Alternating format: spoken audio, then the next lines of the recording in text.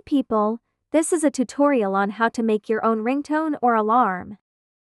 Enter the App Store and type in on the search bar ringtone maker.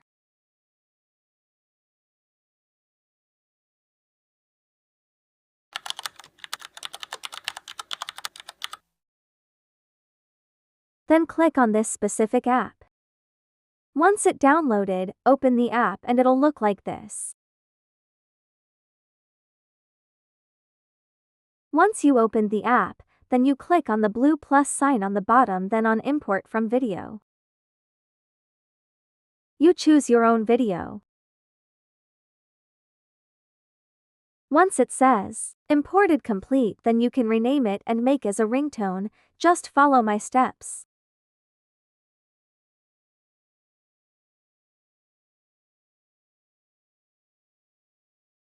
Click on ringtone and then click on your ringtone that you created.